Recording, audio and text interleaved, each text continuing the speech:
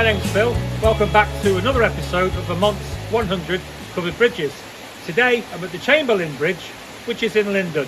The Chamberlin Bridge, again, has that very similar look to the others in the town. And once again, the eaves go way over the edge to ensure the rain doesn't damage the interior. The sign there says Lumber and Grist Mill, circa 1790, Lyndon Historical Society. So maybe we can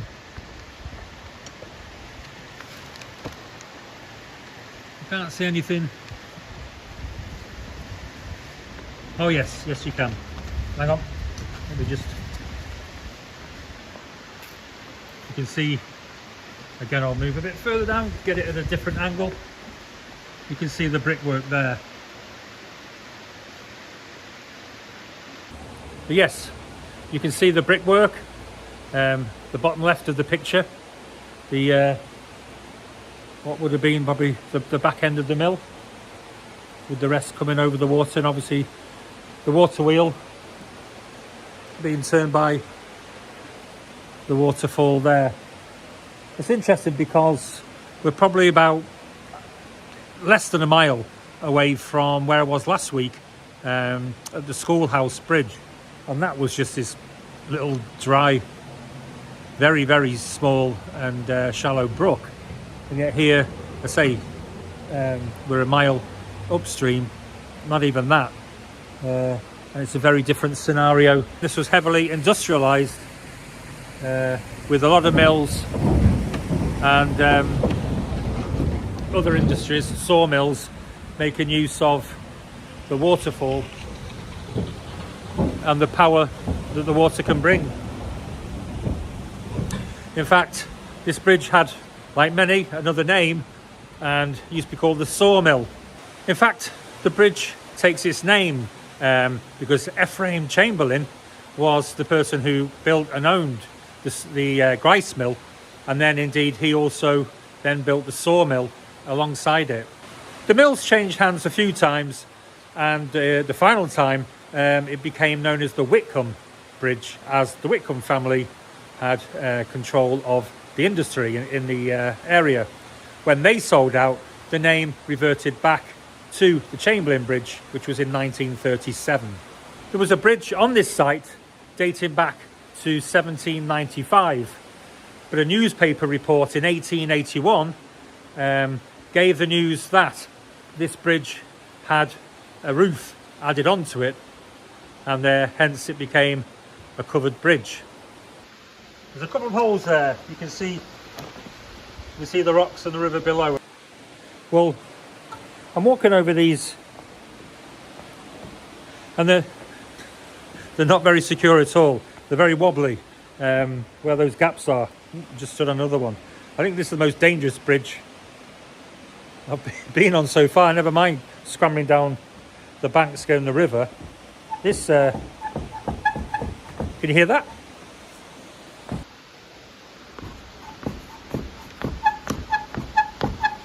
Not that I'm trying to encourage people to vandalise the bridge, but yeah, that's not very good at all. Once again, a very tall bridge. There's a sign here. Let's go and check it out. It must be easily 11, I'd say, getting off the 12. Let's have a look. There's two signs, not on that one. It's on that 10 foot. I'm not having that. Absolutely no way is that 10 foot. Now, I know sometimes that the portal is higher than the beams inside, but they don't look it. I'm not having that it's 10 foot. Again, I'm not encouraging anybody with a vehicle higher than 10 feet to get through it, but so you've seen the view of the river from up here. Let's see if I can get down there and see what it looks like facing upwards. Go on.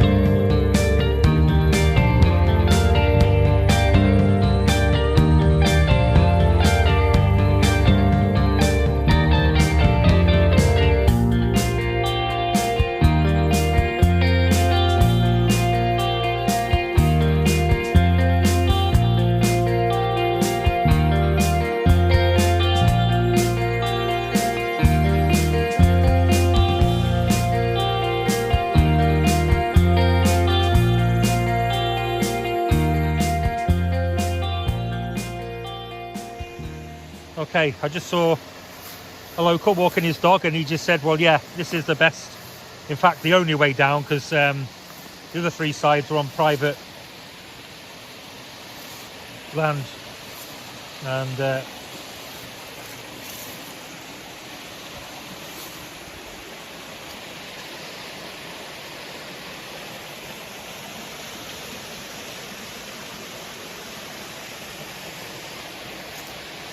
And I'm going to turn the camera off because I need to concentrate on getting down these rocks.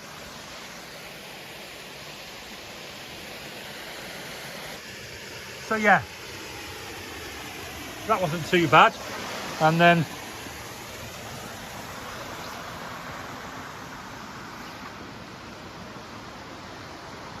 luckily I'm slim. When I breathe in, and I can stand with my back to the abutment, and wow, you can't see what I can see.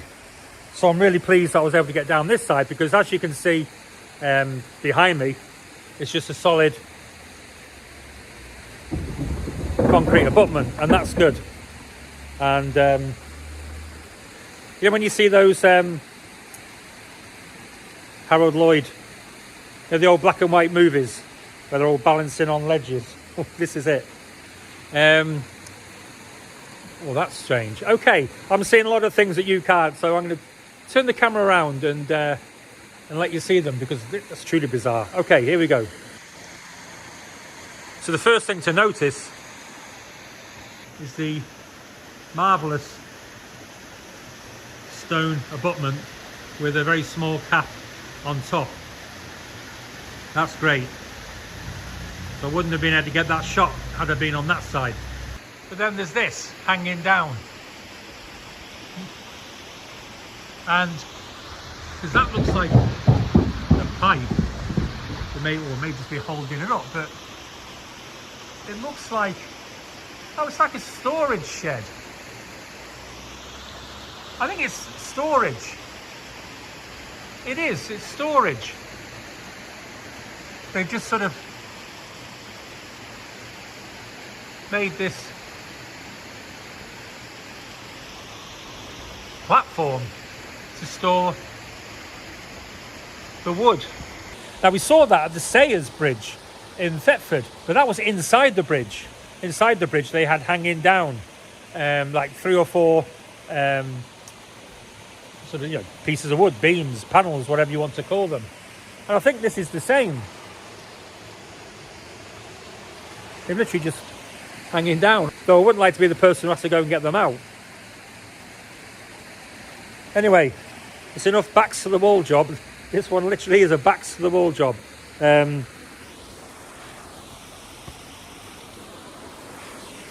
Hopefully you can see the feet there. As I say, we're all slim. I wonder, I'd like to take a shot from downstream. I'll turn the camera off and I'm going to breathe in. Yeah, I was able to get the downstream side. That section was very uneven, which is why I turned the camera off. What I'm going to do now is jump down here, then I can go around to the edge of the waterfall and take a look at the mill over there as well. Again, a better look. Or maybe I've got another idea. I've got another plan. That is where they work on when they're fixing the underside of the bridge. There's a platform for where they will work on. But then it looks like maybe they just turned it into a place where they can store material. Yeah, if you know, comment below. Let me know. It's interesting anyway.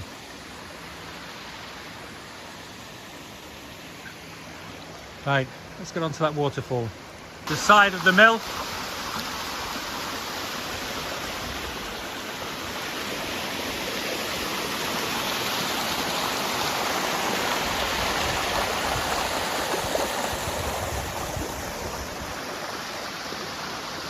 Now the Chamberlin Bridge.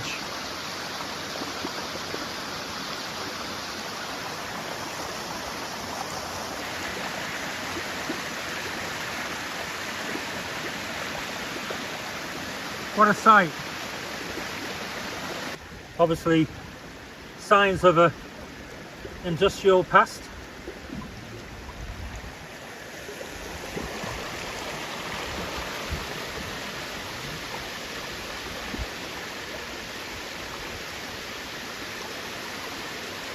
You can't get many better views of places in Vermont for free than this. I'm wondering whether they were the original abutment. Clearly they were used for something.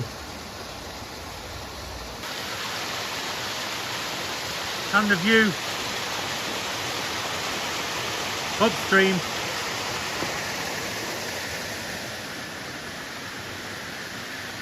from the bridge.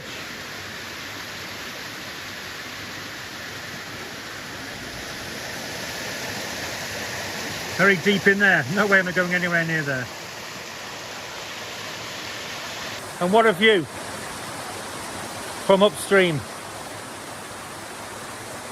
You can just imagine 120, 130 years ago, you know, people come down here every day to work in the mills, the rice mill, the sawmills, whatever mills there were here, all relying on this river. Now, I say, once it starts raining or the snow starts melting, I wouldn't be stood anywhere near on these rocks. Way too dangerous. Must be a great sight to see. As is the Chamberlin Bridge.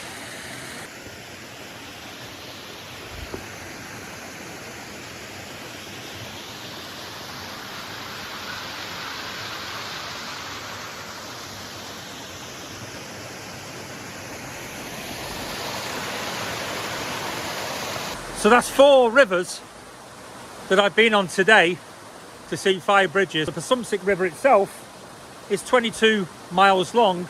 It joins where the east meets the west in Lyndon, and it flows into the Connecticut River. And this is the 5th of the 5 bridges in the town of Lyndon and Lyndonville.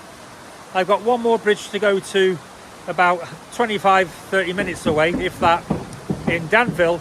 And the watercourse that goes under that also is a tributary of the Presumpscot River. So time for me to get back up and say farewell to Lyndon and Lyndonville. It's been a great day here. So just one more thing to just to clear up. I think I mentioned it at Randall Bridge, the first bridge I was at in the town, is that Lyndon is in the part of Vermont known as the North East Kingdom. So what that is there's 3 counties, which is Essex, Orleans and Caledonia, and they basically work together to attract, you know, tourism, businesses and everything else.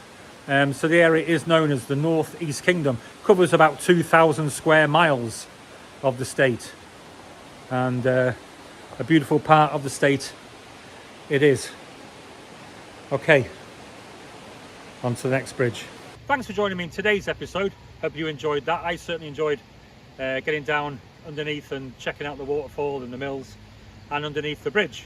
And this is the last of the 5 bridges in the town of Lyndonville. Once again, tremendous thanks to Vermont Covered Bridge Society for their help and support. Please, if you haven't, become a member and help save and preserve all these wonderful bridges. 3 out of the 5 are not in use for vehicles, and certainly we need to get that Sanborn Bridge back over the river. That's it for today. Join me next week for another episode of Vermont's 100 Covered Bridges. Take care.